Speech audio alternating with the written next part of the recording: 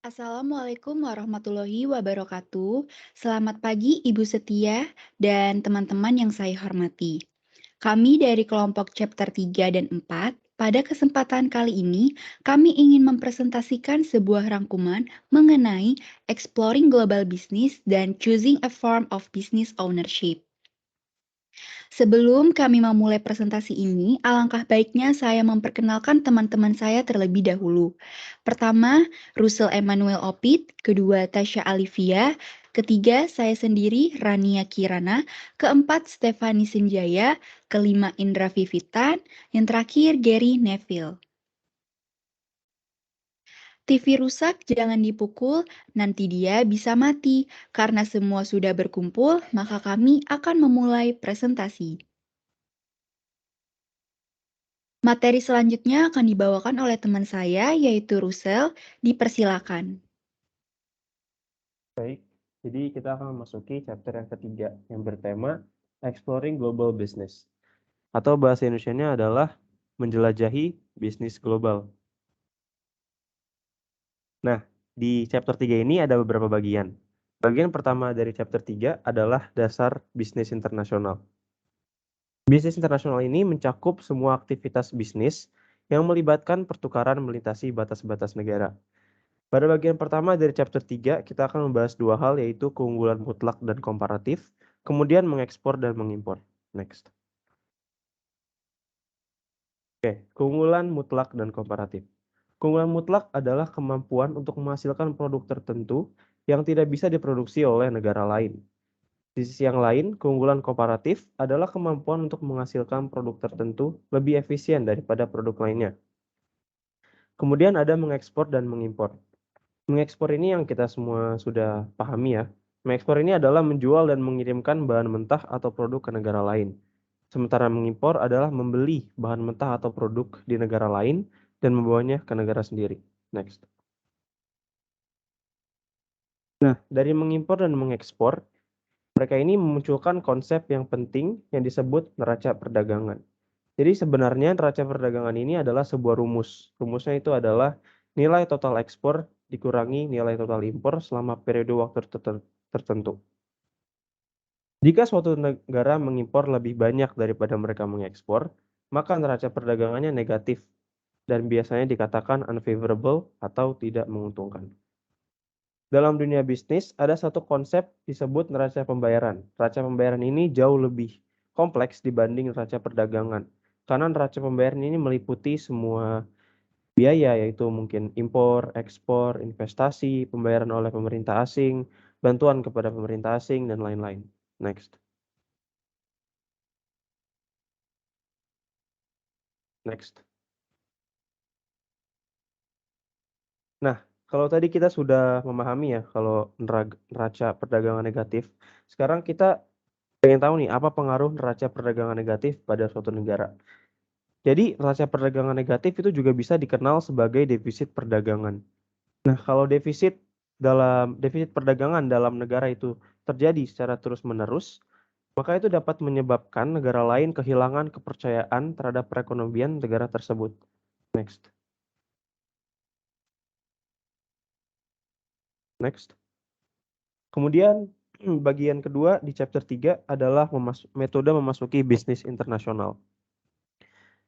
Yang pertama adalah lisensi atau juga bisa disebut sebagai licensing. Nah, licensing ini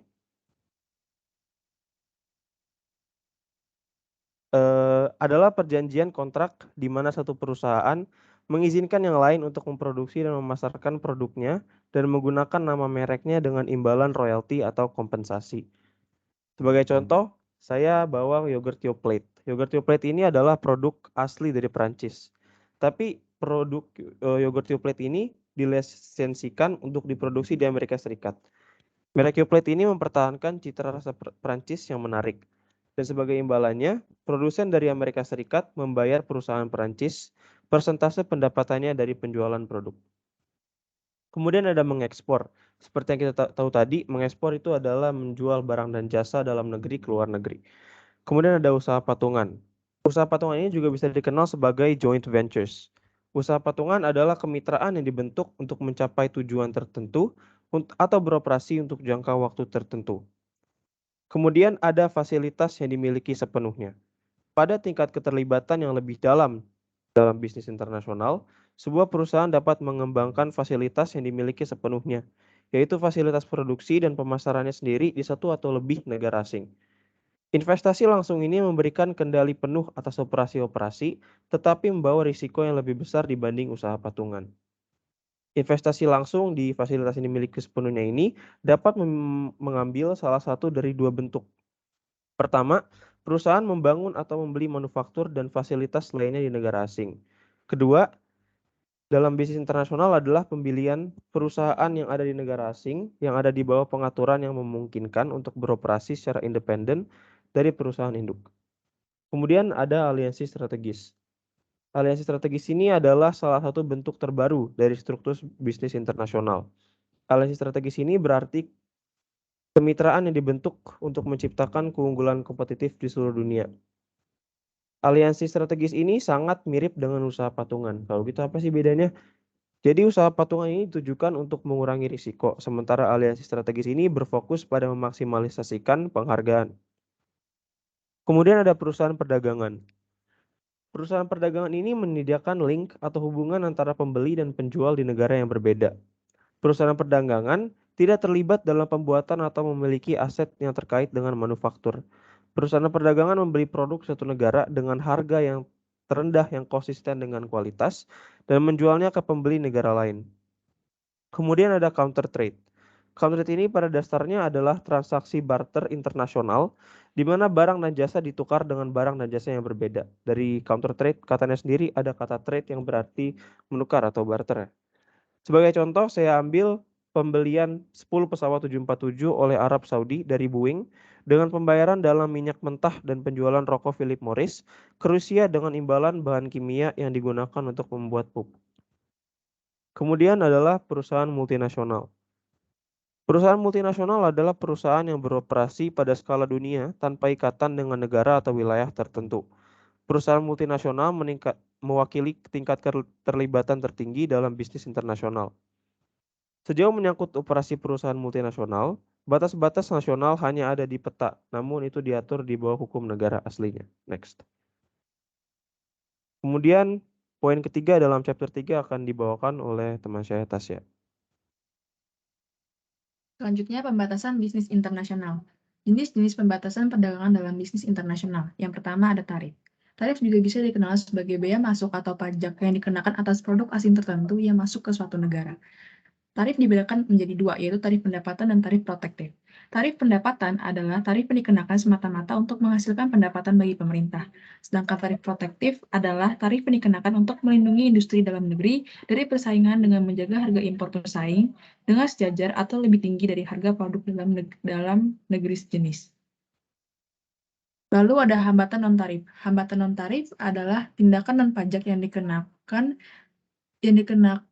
oleh pemerintah untuk lebih mendukung pemasok dalam negeri daripada pemasok asing. Ada 4 hambatan non-tarif. Yang pertama itu kuota impor. Adalah batasan jumlah barang tertentu yang dapat diimpor ke suatu negara dalam periode waktu tertentu yang ditetapkan dalam hal kuantitatif atau nilai. Yang kedua ada embargo. Adalah penghentian total perdagangan dengan negara tertentu atau produk tertentu. Embargo paling sering digunakan sebagai senjata politik. Yang ketiga ada kontrol devisa. Adalah pembatasan jumlah mata uang asing tertentu yang dapat dibeli atau dijual. Yang terakhir ada devaluasi mata uang. Adalah pengurangan nilai mata uang suatu negara yang relatif terhadap mata uang negara lain. Selanjutnya ada hambatan budaya. Hambatan budaya adalah hambatan yang dapat menghambat penerimaan produk di luar negeri. Misalnya, di Jepang tidak diperbolehkan menggunakan warna hitam dan putih karena itu warna berkabung. Di Brazil, ungu adalah warna kematian, dan lain-lain. Ketika pelanggan tidak terbiasa dengan produk tertentu dari negara lain, persepsi umum mereka tentang negara tersebut mempengaruhi sikap mereka terhadap produk. Next. Selanjutnya adalah alasan pembatasan perdagangan. Yang pertama ada untuk memenuhi syarat pembayaran negara, lalu untuk melindungi industri baru atau yang lemah, lalu untuk melindungi keamanan sosial, melindungi kesehatan warga, dan untuk melindungi pekerjaan rumah tangga. Next. Alasan menentang pembatasan perdagangan. Pembatasan perdagangan memiliki konsekuensi ekonomi langsung dalam negara yang membatasi dan dalam pola perdagangan dunia. Ini adalah yang termasuk alasan menentang pembatasan perdagangan. Yang pertama, harganya lebih tinggi untuk konsumen, pembatasan pilihan konsumen, lalu salah alokasi sumber daya internasional, dan yang terakhir kehilangan pekerjaan. Next. Selanjutnya itu tingkat bisnis internasional. Dengan pembatasan atau tidak, bisnis internasional akan semakin berkembang. Bisnis internasional akan tumbuh seiring dengan perluasan penggunaan komersial dari internet. Next. Prospek ekonomi untuk perdagangan. Meskipun perekonomian global terus tumbuh kuat hingga tahun 2007, kinerja perekonomian tidak berjalan seimbang. Pertumbuhan ekonomi maju melambat dan kemudian berhenti pada tahun 2009, sedangkan ekonomi yang baru muncul dan berkembang terus bertumbuh. Next. Saya akan membacakan negara-negara yang memiliki prospek ekonomi dalam perdagangan. Yang pertama ada Kanada dan Amerika. Hubungan ekonomi Amerika Serikat dengan Kanada adalah yang paling efisien, paling terintegrasi, dan paling dinamis di dunia. Bersama-sama, kedua negara menghasilkan 736 miliar dolar dalam perdagangan bilateral pada tahun 2013. Selanjutnya, Meksiko dan Amerika Latin. Wilayah ini adalah rumah bagi 11 negara area perdagangan bebas. Menurut IMF, ekspor Amerika Latin tumbuh stabil 3 hingga 4% per tahunnya. Selanjutnya Jepang. Jepang adalah negara ekonomi terbesar ketiga di dunia. Setelah hampir 2 dekade mengalami deflasi dan pertumbuhan yang rendah, perekonomian Jepang menunjukkan tanda-tanda pemulihan. Selanjutnya ada negara Asia lain. Pertumbuhan ekonomi di Asia masih relatif kuat pada tahun 2013 dan 2014 meskipun terjadi resesi global. Kemunculan China sebagai global kekuatan ekonomi telah menjadi salah satu perkembangan ekonomi paling dramatis di dekade terakhir. Selanjutnya ada Afrika. Sub-Sahara Afrika adalah rumah bagi 7 dari 10 negara dengan pertumbuhan tercepat ekonomi di dunia, dengan perkiraan pertumbuhan di masa depan 5-6%. Yang terakhir ada ekspor dan ekonomi Amerika Serikat. Pada tahun 2013, ekspor Amerika Serikat mendukung lebih dari 11,3 juta pekerjaan penuh dan paruh waktu selama waktu bersejarah. Selama ini, ekspor menjadi semakin penting untuk ekonomi Amerika Serikat. Ekspor sebagai persentase dari GDP AS telah meningkat secara stabil sejak tahun 1985. Next. Sini saya menunjukkan tabel ekspor dan impor Amerika Serikat untuk wilayah dunia terpilih pada tahun 2013 dalam miliar dolar. Next. Lalu ini adalah tabel yang menunjukkan nilai barang dagangan ekspor dan impor Amerika Serikat pada tahun 2014. Next. Dan ini adalah diagram yang menunjukkan saham ekspor dan impor Amerika Serikat pada tahun 2013. Next. Selanjutnya ada perjanjian perdagangan internasional. Next. Yang pertama itu saya akan membahas kesepakatan umum tentang tarif dan organisasi perdagangan dunia. Komunitas ekonomi adalah organisasi internasional dari 160 negara yang didedikasikan untuk mengurangi atau menghilangkan tarif dan hambatan lain untuk perdagangan dunia.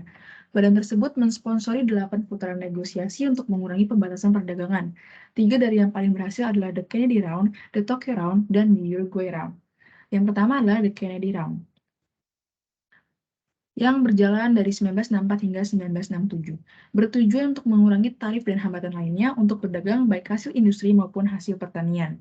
Peserta The Kennedy Round berhasil mengurangi tarif atas produk-produk tersebut dengan rata-rata lebih dari 35%. Namun bagaimanapun mereka masih kurang berhasil dalam menghilangkan jenis hambatan perdagangan lainnya.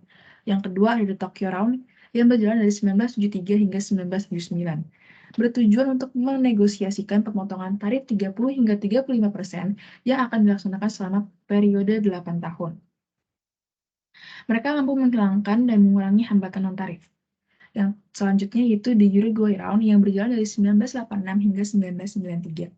Bertujuan untuk memperluas liberalisasi perdagangan dan memperluas perjanjian GATT untuk memasukkan tekstil, produk pertanian, layanan bisnis, dan hak kekayaan intelektual. The Uruguay Round juga berhasil menciptakan Organisasi Perdagangan Dunia atau yang biasa kita sebut WTO pada 1 Januari 1995. Organisasi Perdagangan Dunia didirikan oleh GATT untuk mengawasi ketentuan putaran Uruguay dan menyelesaikan perselisihan perdagangan yang dihasilkan. Next. Selanjutnya akan dilanjutkan oleh teman saya Rania. Oke, saya akan melanjutkan dari Tasya. Organisasi Ekonomi Internasional bekerja untuk menumbuhkan perdagangan. Next. 1. Uni Eropa. Beroperasi sebagai pasar tunggal dengan 28 negara, Uni Eropa atau UE juga dikenal sebagai Masyarakat Ekonomi Eropa dan pasar bersama yang dibentuk pada tahun 1957 oleh 6 negara, yaitu Prancis, Federasi Republik Jerman, Italia, Belgia, Belanda, dan Luxembourg. Yang kedua, Perjanjian Perdagangan Bebas Amerika Utara.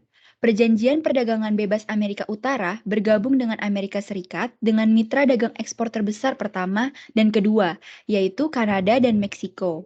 Implementasi NAFTA 1 Januari 1994 menciptakan pasar lebih dari 475 juta orang. NAFTA adalah wilayah perdagangan bebas terbesar di dunia, menghubungkan 475 juta orang memproduksi barang dan jasa senilai 17 triliun dolar. Mitra NAFTA menukar hampir S2,6 miliar produk setiap harinya. Next. The Central American Free Trade Agreement. Perdagangan bebas Amerika Tengah atau disebut juga dengan CAFTA dibuat pada tahun 2003 oleh Amerika Serikat dan 4 negara Amerika Tengah, yaitu El Salvador, Guatemala, Honduras, dan Nicaragua. The Association of Southeast Asian Nations. Dengan kantor pusat di Jakarta, Indonesia, didirikan pada tahun 1967 untuk mempromosikan kerjasama politik, ekonomi, dan sosial. Di antara 7 negara anggotanya, yaitu Indonesia, Malaysia, Filipina, Singapura, Thailand, Brunei, dan Vietnam. Dengan 3 anggota baru, yaitu Kamboja, Laos, dan Myanmar. Wilayah ini lebih dari 620 juta orang, dan PDB sebesar 2,2 dolar triliun. Sudah menjadi mitra dagang terbesar kelima di organisasi ini. The Commonwealth of Independent States. Negara-negara merdeka didirikan pada Desember 1991 oleh negara-negara independen yang baru sebagai asosiasi dari 11 republik bekas Uni Soviet. Trans-Pacific Partnership atau TPP. Pada 12 November 2011, para pemimpin 9 negara Australia, Brunei Darussalam, Chili, Malaysia, Selandia Baru, Peru, Siaure, view the Pacific Partnership. Kemitraan ini akan meningkatkan ekonomi negara-negara anggota, menurunkan hambatan perdagangan dan investasi, meningkatkan ekspor, dan menciptakan lebih banyak lapangan kerja. Bersama-sama 8 ekonomi ini akan menjadi mitra dagang terbesar kelima di Amerika.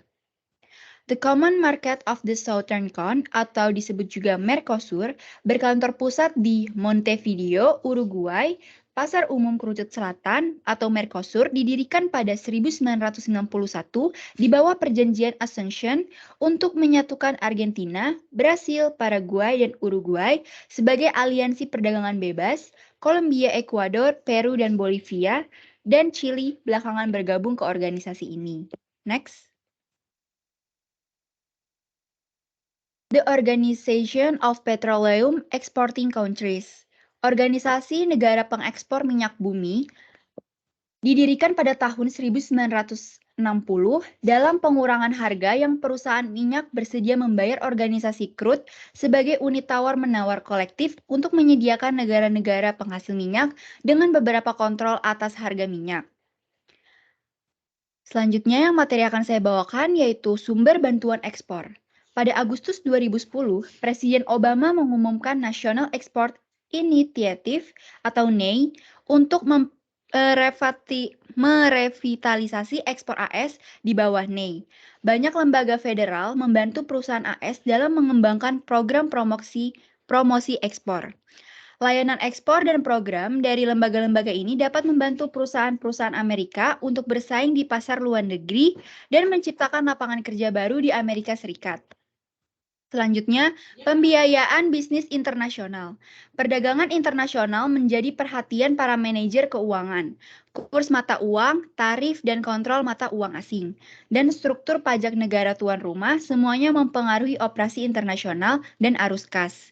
Selain itu, manajer keuangan harus peduli baik dengan pembiayaan operasi internasional mereka maupun dengan sarana yang tersedia bagi pelanggan mereka untuk membiayai pembelian.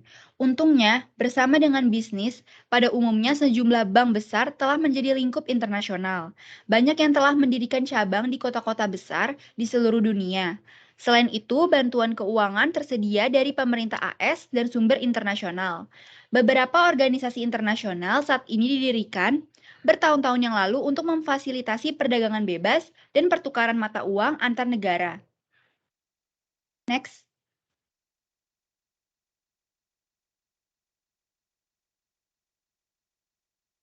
Selanjutnya, saya akan membahas tentang Bank Ekspor-Impor Amerika Serikat.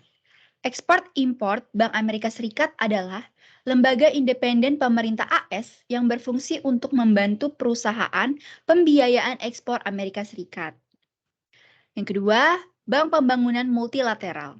Multilateral Development Bank atau MDB merupakan bank yang didukung secara internasional yang memberikan pinjaman kepada negara-negara berkembang untuk membantu pertumbuhan mereka.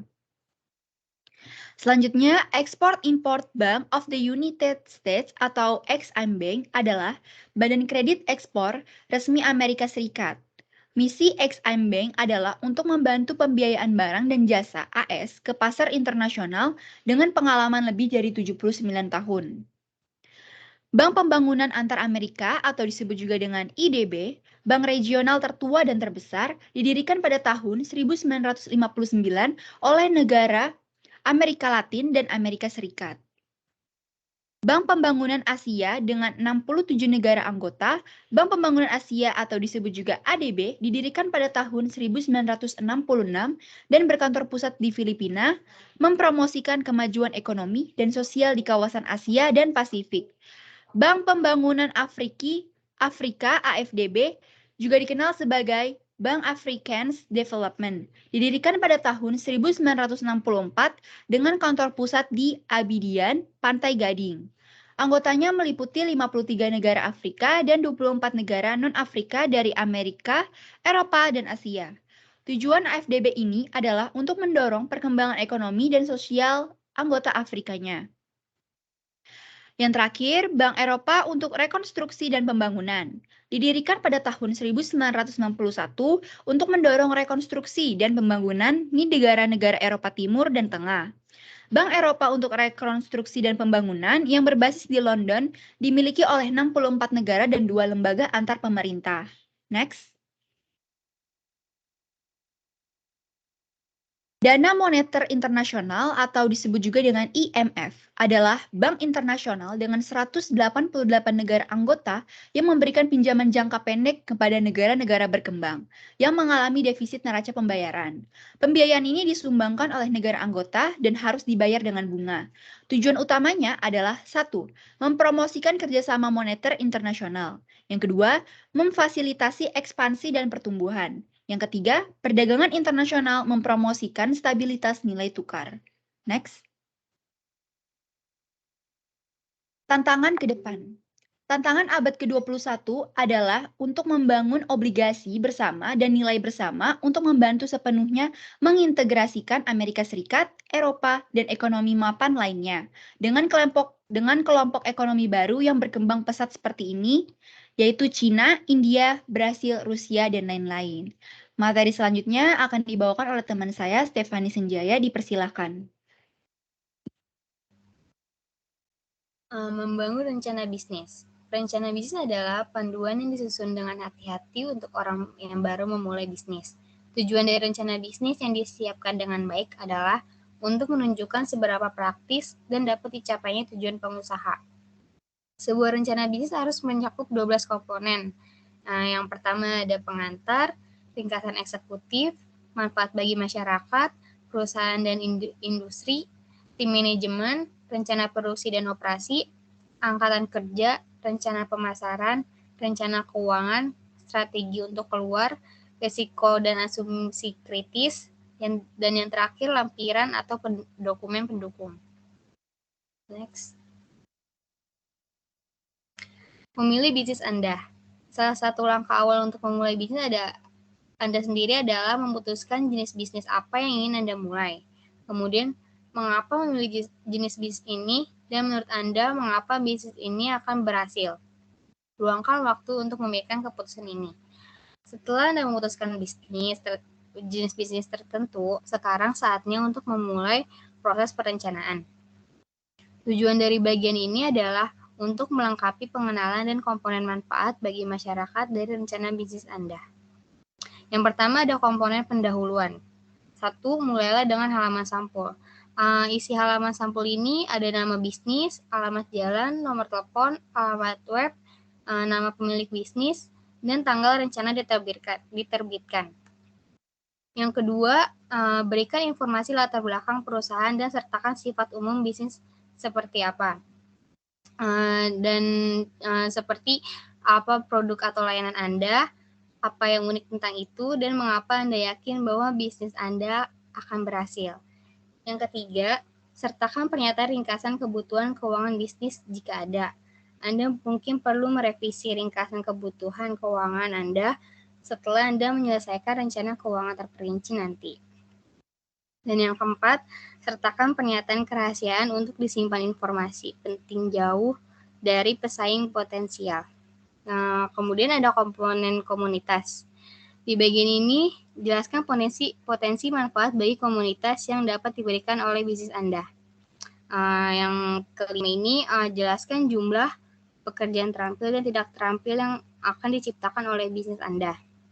Dan tunjukkan bagaimana pembelian bahan tambahan dan bahan lainnya.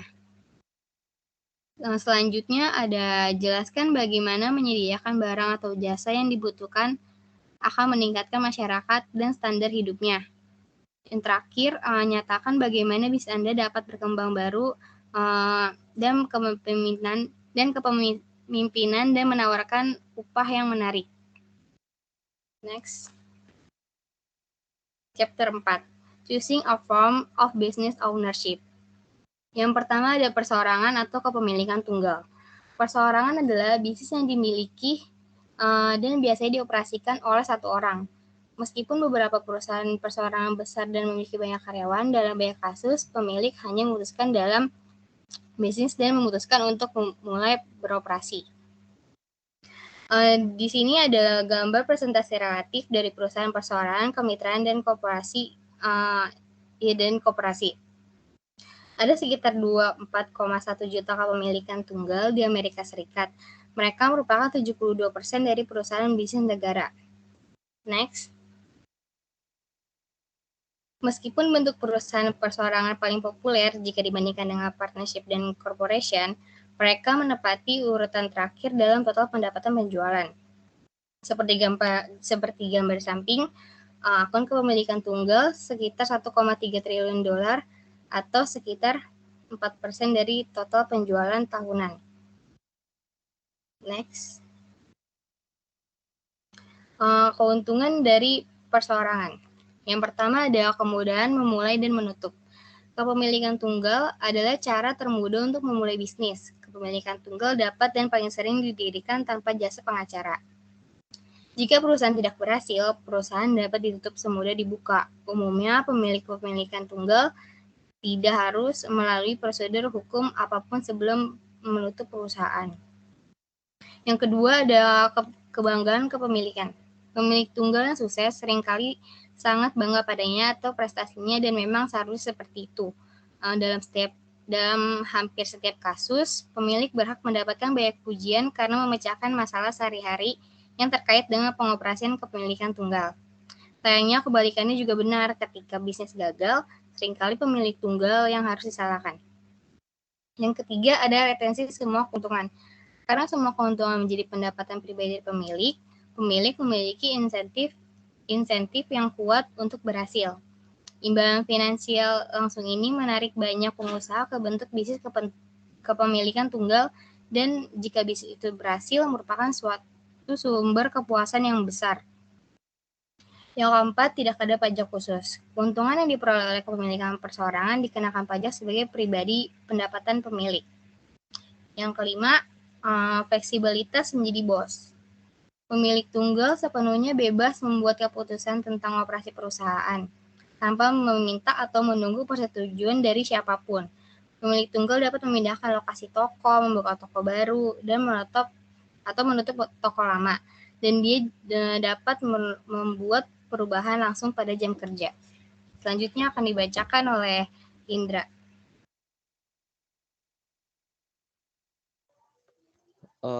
Lalu kerugian dari kepemilikan tunggal itu yang pertama, kepemilikan tunggal dimiliki oleh satu orang. Individu memulai dengan manajemen skill dan uangnya sedikit, pasti akan mengalami resiko kegagalan paling besar. Lalu kewajiban tidak terbatas itu adalah konsep hukum yang meminta pemilik bisnis bertanggung jawab secara pribadi atas hutang bisnis. Tanggung jawab yang tidak terbatas merupakan faktor utama yang menghalangi calon pengusaha dengan kekayaan pribadi yang besar menggunakan bentuk pemilik tunggal dari organisasi bisnis. Kedua, kurangnya kontinuitas.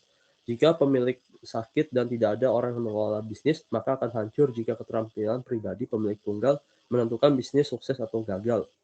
Itulah definisi sederhana dari kurangnya kontinuitas itu sendiri. Lalu yang ketiga, kurangnya uang. Bank pemasok dan pemberi pinjaman lainnya tidak mau meminjam uang dalam jumlah besar kepada perusahaan perseorangan.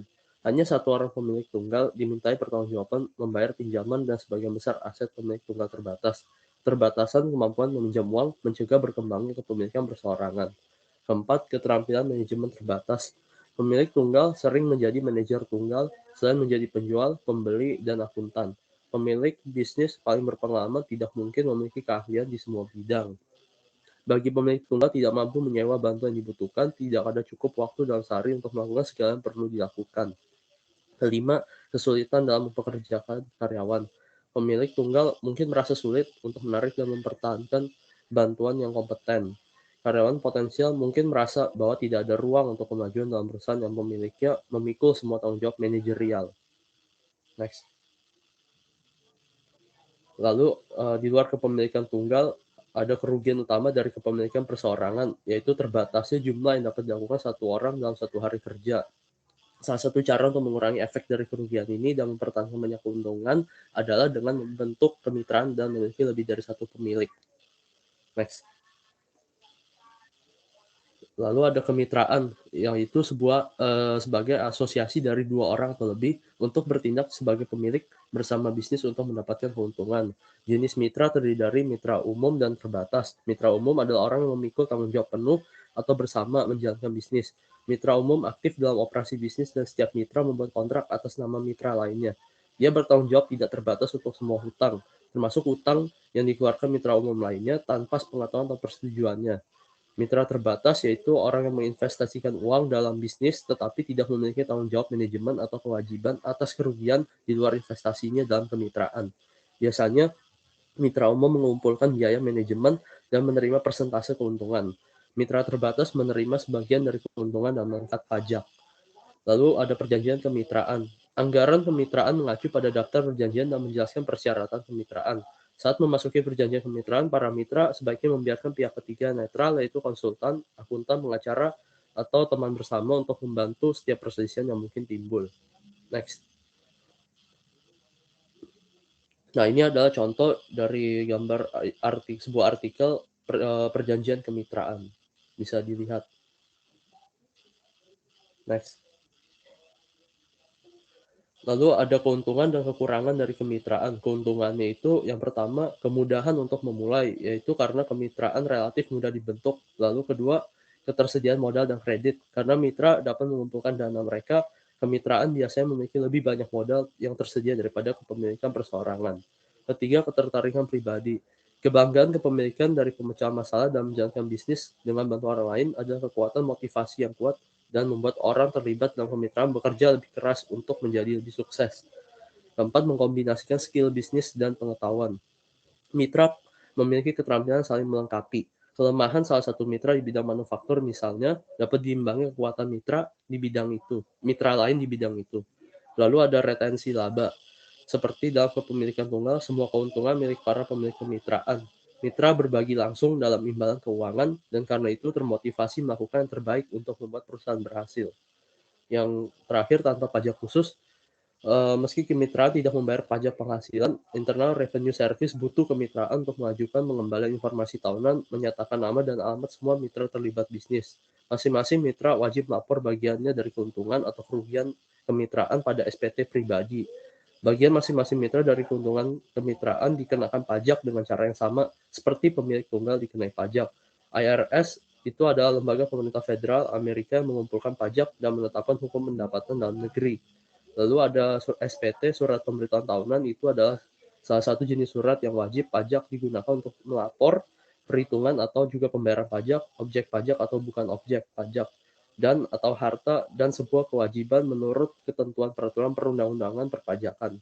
SPT memuat informasi seputar jumlah pajak terutang serta pelunasan pajak yang dilakukan dalam periode tertentu. Lalu kekurangan kemitraan. Yang pertama ada kewajiban tanpa batas. Setiap mitra bertanggung jawab secara hukum dan pribadi atas utang, pajak, dan tindakan mitra lain yang menjalankan bisnis kemitraan. Bahkan mitra tidak menanggung utang atau melakukan kesalahan apapun. Oleh karena itu, mitra umum menanggung risiko harus menggunakan aset pribadi mereka untuk membayar kreditur. Lalu yang kedua, ketidaksepakatan manajemen. Ketika mitra tidak setuju tentang keputusan, kebijakan, atau etika, ketidakpercayaan dapat membangun dan lebih buruk seiring berjalannya waktu, sampai pada titik di mana tidak mungkin menjalankan bisnis dengan sukses. Lalu yang ketiga, kurangnya kontinuitas. Kemitraan dihentikan jika salah satu dari rekan umum meninggal, mengundurkan diri, atau dinyatakan tidak cakap secara hukum. Terakhir, frozen investment. Sangat mudah menginvestasikan uang dalam kemitraan, tapi terkadang cukup sulit mengeluarkannya. Frozen investment terjadi jika seseorang dicurigai bersalah atas penipuan atau penggelapan. Pengadilan dapat memerintahkan agar rekening bank atau portofolio investasi dibekukan, yaitu pemilik tidak dapat menarik dana dari akun tersebut. Rekening bank yang dibekukan dapat tetap sampai pemilik memenuhi persyaratan tertentu yang ditentukan oleh pengadilan atau otoritas pengatur. Next. Kemudian ada di luar kemitraan, yaitu keuntungan utama dari kemitraan itu dibandingkan kepemilikan tunggal adalah peningkatan ketersediaan modal dan kredit, serta keterampilan bisnis gabungan dan pengetahuan para mitra. Namun, beberapa kelemahan dasar di kepemilikan tunggal mengganggu kemitraan umum. Bentuk kepemilikan bisnis ketiga, korporasi, mengatasi banyak kelemahan ini. Next. Lalu ada perusahaan atau disebut juga korporasi, kadang disebut reguler atau C corporation, adalah orang buatan yang dibuat hukum dengan sebagian besar hak hukum orang nyata. Ini termasuk hak untuk memulai dan menjalankan bisnis, hak untuk membeli atau menjual properti, hak untuk meminjam uang, hak untuk menuntut atau dituntut, dan hak untuk membuat kontrak yang mengikat. Next. Lalu ada kepemilikan perusahaan. Saham kepemilikan perusahaan disebut saham. Orang yang memiliki saham korporasi dan memiliki bagian dari korporasi itu disebut pemegang saham. Perusahaan tertutup adalah perusahaan yang sahamnya dimiliki oleh relatif sedikit orang dan tidak dijual pada masyarakat umum. Contohnya Mars, perusahaan yang terkenal dengan M&M's, Snickers, Dove, Milky Way, Twix. Perusahaan terbuka adalah perusahaan yang sahamnya dapat dibeli dan dijual oleh setiap individu. Contoh perusahaannya adalah General Electric, Microsoft, Apple, and Sony. Next. Lalu membentuk korporasi, yaitu bisnis yang diperbolehkan bergabung dalam keadaan apapun yang dipilihnya. Keputusan menggabungkan biasanya didasarkan dua faktor, yaitu biaya pendirian di satu negara bagian dibanding dengan biaya di negara bagian lain, serta keuntungan dan kerugian dari undang-undang perusahaan dan struktur pajak masing-masing negara bagian. Perusahaan domestik yaitu perusahaan di negara tempat didirikannya, dan perusahaan asing adalah perusahaan di negara bagian manapun di mana ia melakukan bisnis, kecuali di mana tempat perusahaan itu didirikan. Next. Lalu untuk membentuk korporasi ada 10 aspek bisnis yang mungkin memerlukan bantuan hukum. Yang pertama, memilih antara kepemilikan tunggal, kemitraan, perusahaan, atau beberapa rentang kepemilikan. Kedua, membuat perjanjian kemitraan. Yang ketiga, menggabungkan bisnis. Keempat, mendaftarkan saham perusahaan. Kelima, memperoleh merek dagang, paten, atau hak cipta. 6, pengajuan untuk lisensi atau izin di tingkat lokal, negara bagian, dan federal. 7, membeli bisnis atau real estate yang ada. 8, membuat kontrak yang valid. 9, mempekerjakan karyawan dan kontraktor independen. 10, memperoleh kredit dan menagih utang. Next. Lalu untuk membentuk korporasi, terdapat piagam perusahaan, yaitu ketika badan hukum menyerahkan anggaran dasar dan disetujui sekretaris negara, Mereka menjadi kontrak yang disebut piagam perusahaan antara korporasi dan negara, di mana negara mengakui pembentukan orang buatan yang merupakan korporasi. Anggaran dasar mencakup informasi, nama dan alamat perusahaan, nama dan alamat badan hukum, tujuan didirikannya perseroan, jumlah maksimum stok dan jenis saham yang diterbitkan, hak dan keistimewaan pemegang saham, serta lamanya perusahaan itu ada. Lalu hak pemegang saham ada dua tipe, yaitu pemilik saham biasa dan preferen. Pemilik saham biasa memberi suara pada masalah perusahaan. Seorang pemilik saham biasa memiliki satu suara untuk setiap saham yang dimiliki. Setiap klaim pemilik saham biasa atas keuntungan, dividen, dan aset perusahaan dibayar setelah klaim orang lain. Sedangkan pemilik saham preferen tidak memiliki hak suara, tetapi klaim mereka atas dividen dibayar sebelum pemilik saham biasa. Beberapa perusahaan besar menerbitkan saham biasa dan preferen, tapi perusahaan kecil menerbitkan saham biasa. Lalu ada rapat organisasi. Sebagai langkah terakhir, membentuk korporasi, para pendiri dan pemegang saham asli bertemu mengadopsi peraturan perusahaan dan memilih dewan direksi pertama mereka. Kemudian direktur dipilih pada rapat tahunan perusahaan oleh pemegang saham perusahaan. Anggota dewan bertanggung jawab pada pemegang saham atas cara mereka mengoperasikan perusahaan. Next. Lalu ada struktur yang terdiri dari perusahaan, direksi, serta pejabat perusahaan. Struktur organisasi itu sebagian besar perusahaan lebih rumit daripada perusahaan perseorangan atau kemitraan. Dalam sebuah perusahaan, baik dewan, direksi, dan pejabat perusahaan terlibat dalam manajemen. Direksi. Dewan direksi itu adalah badan pengatur tertinggi perusahaan dan dipilih para pemegang saham. Pemegang saham mengendalikan aktivitas seluruh korporasi melalui direktur karena mereka adalah kelompok memilih dewan direksi. Anggota dewan dipilih perusahaan atau luar perusahaan. Tanggung jawab utamanya adalah menetapkan tujuan perusahaan dan mengembangkan rencana umum atau strategi untuk memenuhi tujuan. Dewan bertanggung jawab atas keseluruhan operasi perusahaan dan menunjuk pejabat perusahaan. Sedangkan pejabat perusahaan sendiri diangkat dewan direksi. Meski perusahaan kecil tidak memiliki pejabat berikut, yaitu ketua dewan, presiden, wakil presiden eksekutif, sekretaris perusahaan, dan bendahara, semuanya ini adalah pejabat perusahaan. Mereka membantu dewan membuat rencana, melaksanakan strategi yang ditetapkan dewan, mempekerjakan karyawan, dan mengelola kegiatan bisnis. Secara berkala, biasanya setiap bulan mereka melapor direksi, dan pada rapat tahunan direksi melapor pemegang saham. Next, materi selanjutnya akan disampaikan oleh Gary Neville.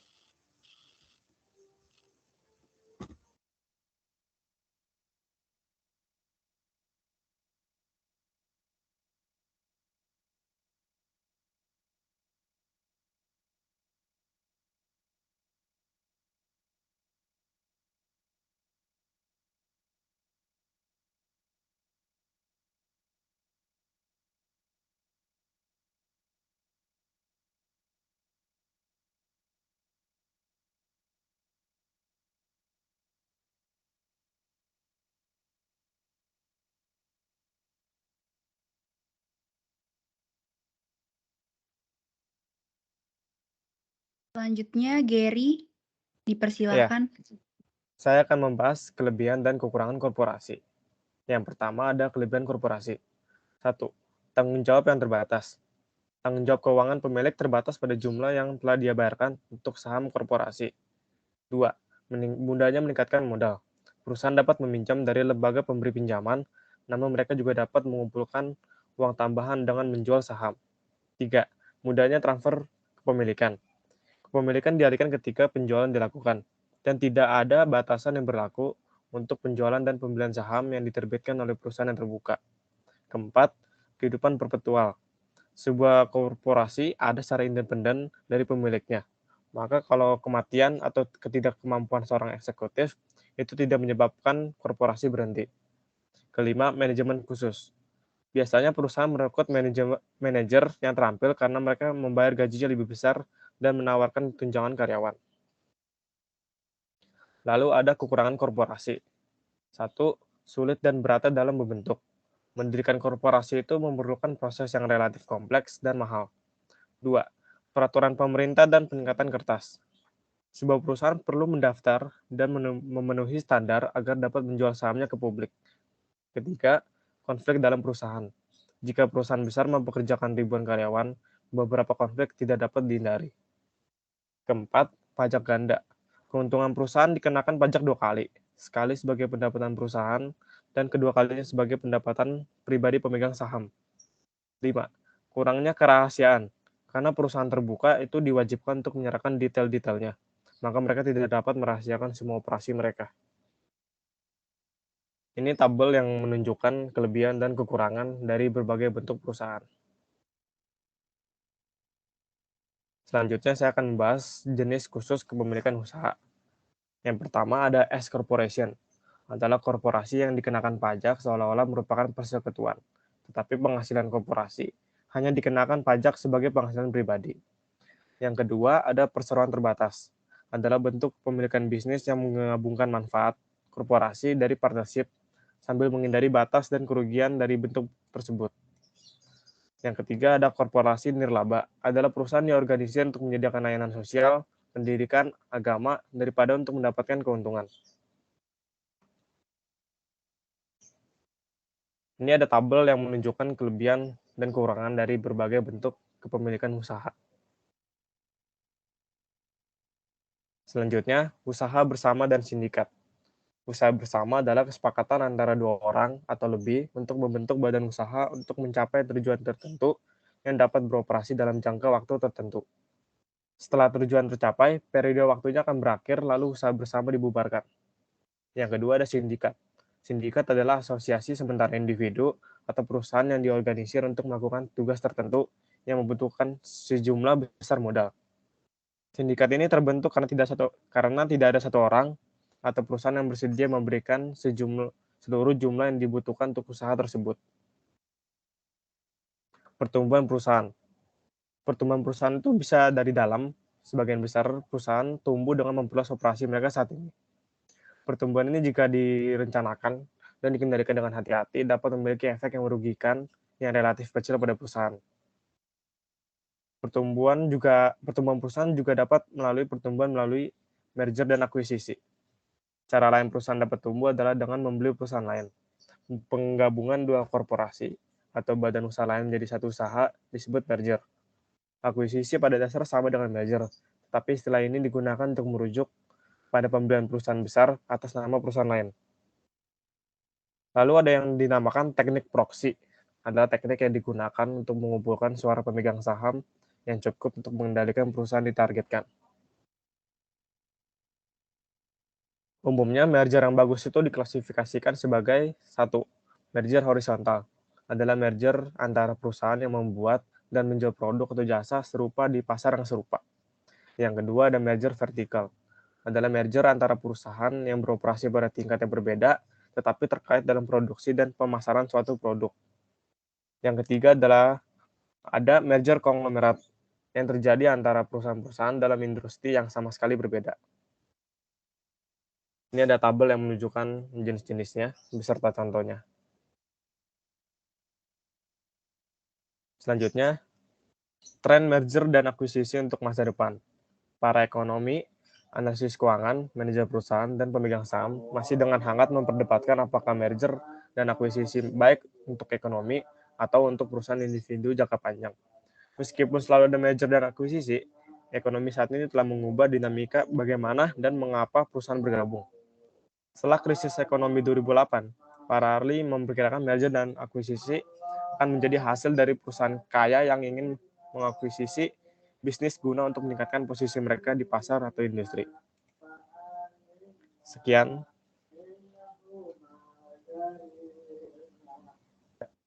Orang ikan dicampur bambu. Boleh terpisah, jangan sekaligus. Cukup sekian presentasi kami. Mendapat nilai yang bagus.